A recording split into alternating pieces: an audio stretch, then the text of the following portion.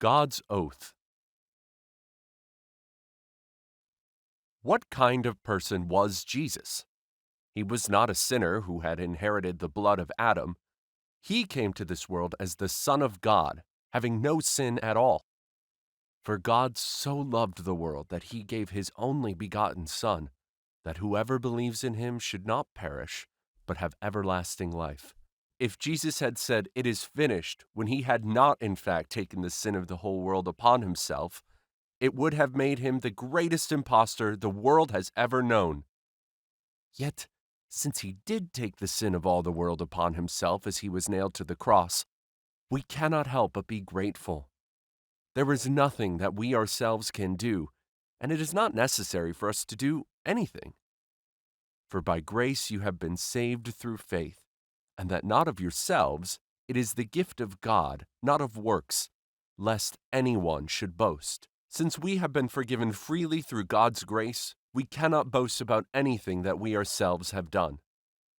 But try approaching someone who claims to have believed for years and sings the line of the hymn that says, "All so freely given," and ask, "Are you really going to heaven free of charge?" You will probably find there are people who say, "No, of course not. I'm not there yet. I still have to work hard at it." But Jesus has accomplished everything for us. All you have to do is let your heart trust in the fact that he has done it all. There is a hymn that includes the line, "I'm believing and receiving while I to the fountain go." But there is no hymn that says, "From now on I'll make up my mind to mend my ways while I to the fountain go." For the law appoints as high priests men who have weakness, but the word of the oath, which came after the law, appoints the Son who has been perfected forever. It is God who makes the oath.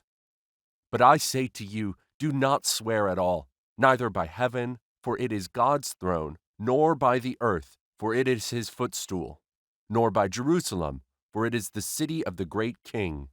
Only God is qualified to make an oath. God has made an eternal oath for us.